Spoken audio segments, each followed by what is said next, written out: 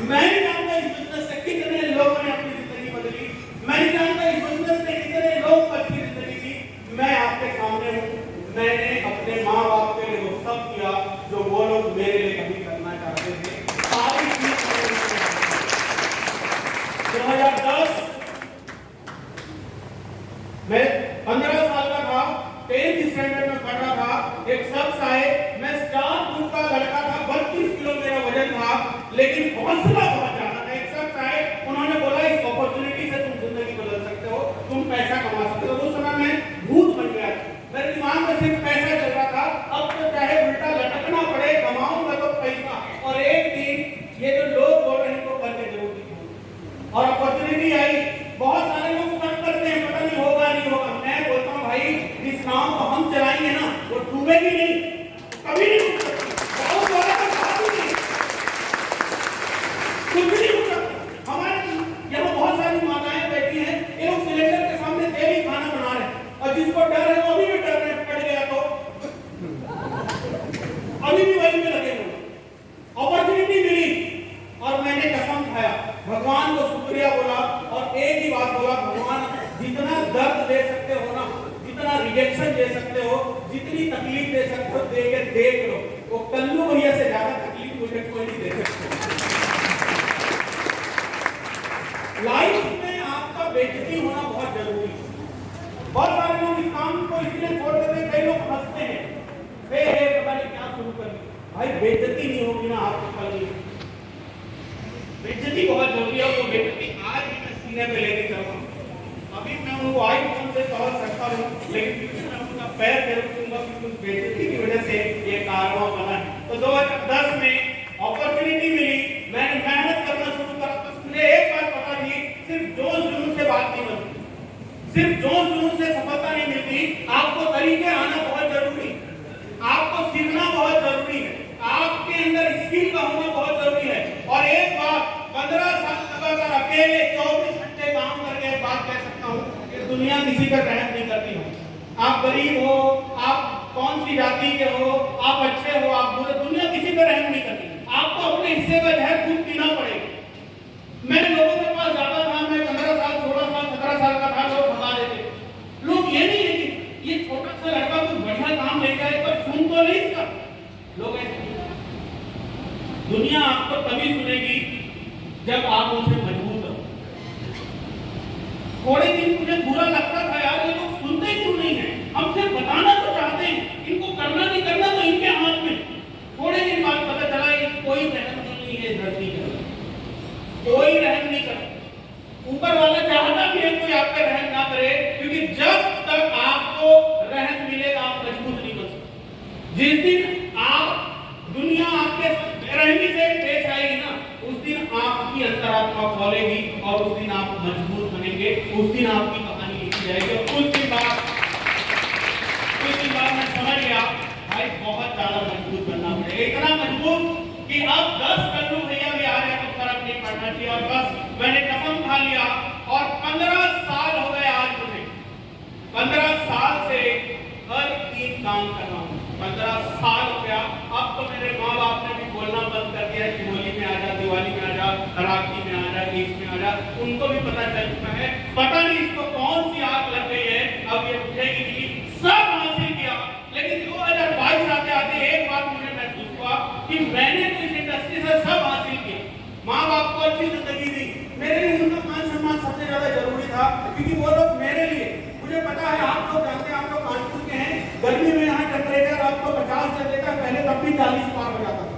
मेरे पिताजी मिट्टी के बाहर वाले हिस्से में प्लास्टर किया करते थे, 40 डिग्री टेम्परेचर हुआ करता था, पाँव फिसल भी सकता था। हमारे लिए जस्ट बिकॉज़ हम दो भाई थे, हमारे लिए जब वो इंसान सब झेल सकता है, हम उनके लिए सब कुछ क्यों नहीं झेल सकते?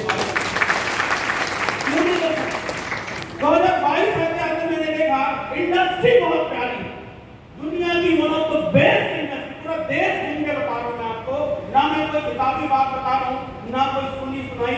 इस देश का कोई ऐसा चीला नहीं होता मुझे लगता है, अलग अलग भाषा, अलग अलग बोली, हर किसी के साथ पर्सनली बैठ के बात करके 15 साल से लगातार, मतलब आप यकीन नहीं करेंगे 15 साल में मैं लगभग 1100 बार हवाई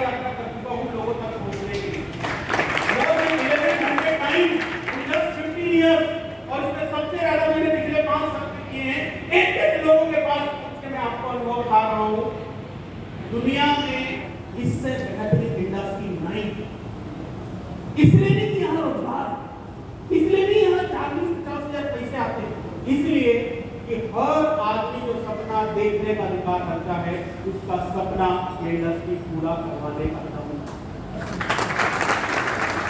ये जो आए थे ना शिवराम साहब या जो भी, ये लोग अनपढ़ समाज लोग नहीं, ये एजुकेटेड, ये पढ़े लिखे, लेकिन मैं बोल सकता हूँ ये लोग महीने 2 लाख बाहर नहीं कमा सकते।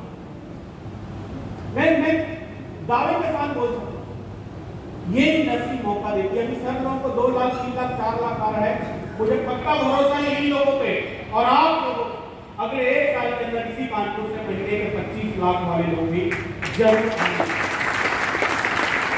2022 आते आते मैंने देखा कि इस इंडस्ट्री में ये बहुत अच्छी इंडस्ट्री है, लेकिन जब भी कोई काम बड़ा होता है ना, वहां पे स्कैम भी बढ़े।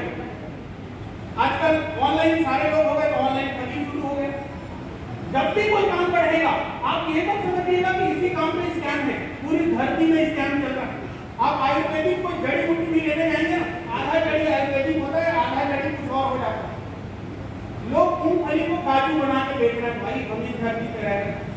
आप ये मत मानिएगा कि यही स्कैम है, लेकिन मैं देखा 2022 आके अपने यहाँ स्कैम काफी बढ़ रहे हैं, लोगों की भावनाओं के साथ खेला जा रहा है। फ्लाई बाय नाइट कंपनी आ रही है कि भाई तुम ऐसी कंपनी लाया हूं, अभी ज्वाइन करोगे, भले करोड़पति हो, कल सुबह उठते ही करोड़पति बन जाओ।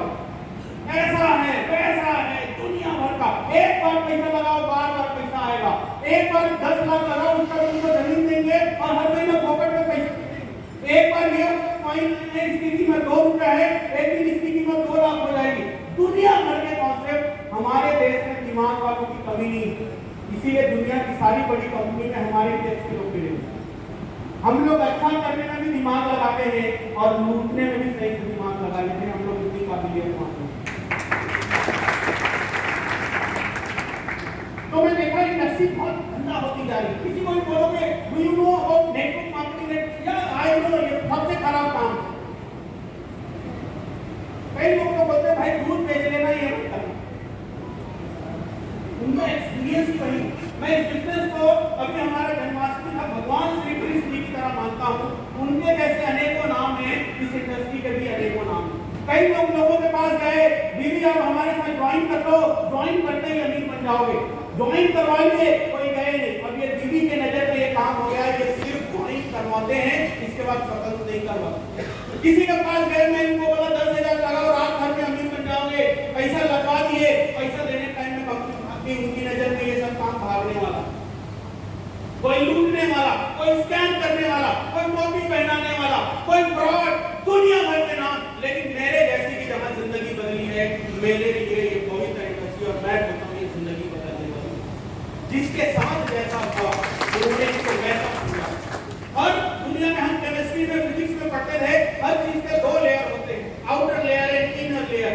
बाहर से देखने पर आप नहीं समझ सकते इंडस्ट्री सच है कि झूठ है। अगर आप अंदर हैं तो आपको पता चलेगा दुनिया की सबसे पवित्र इंडस्ट्री है ये। एक एक चीज का हम हिसाब करते हैं। दुनिया का एकमात्र ऐसा काम है बीइंग ऑनर। मैं आपको बोल सकता हूँ एक एक बिल हमारे यहाँ पक्के का होता है, कच्चे का कोई काम नहीं। एक एक चीज पक्का है। आपका 1 रुपया भी पेरोल टैक्स में बनेगा, उसका 2 पैसा आप टीडीएस पे करते हैं। और आप हर महीने की 7-8 तारीख को अपने बैंक कार्ड पे जाके चेक कर सकते हैं कि आपका टीडीएस पे हुआ कि नहीं। इतना पवित्र काम भाई साहब मैंने नहीं देखा है, लेकिन इसको अपवित्र हमारे ही जैसे किसी ने बनाया।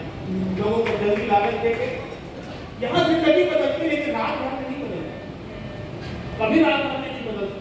तो 2022 में जब मैंने सोचा इंडस्ट्री में जो गंदगी है इसको साफ करेगा, हम बाहर वालों से उम्मीद नहीं कर सकते, हमें ही कदम उठाना पड़ेगा। तो क्यों हम दूसरे भगत सिंह का इंतजार करें भाई, हम क्यों भगत सिंह नहीं बन सकते। और 2022 में ऊपर वाले को साक्षी मानकर, भगवान कसम मैं झूठ नहीं बोल रहा, उन सारे लोगों के लिए मैंने ये कंपनी बनाई जिसके दिल में आग है, बस उसके पास मौका नहीं है। और मैं एक एक लोगों को जाकर बस एक बात बोलना चाहता हूं कि चिंता मत करो। अगर आप मेहनती हो, ईमानदार हो, आपके पास अपॉर्चुनिटी लेकर मैं आ रहा हूं, मैं मदद करूंगा, मैं जान लगा दूंगा। ये नहीं आज कंपनी 70 करोड़ की है तो मैं मेहनत कर रहा हूं, ये 700 करोड़ की अगले साल बना दूंगा, यहाँ कमिटमेंट करके जा रहा हूं।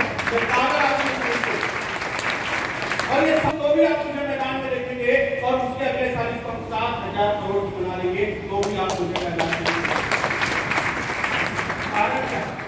जब मुझे धक्का लगा अपनी जिंदगी के अंदर, मैं अपने आसपास किसी को नहीं पाया। 2003 में जब हम लोग पहली बार गरीब हुए थे, जब मैं 3rd स्टैंडर्ड में था, मैंने देखा परिवार वाले छोड़ के जाने लगे।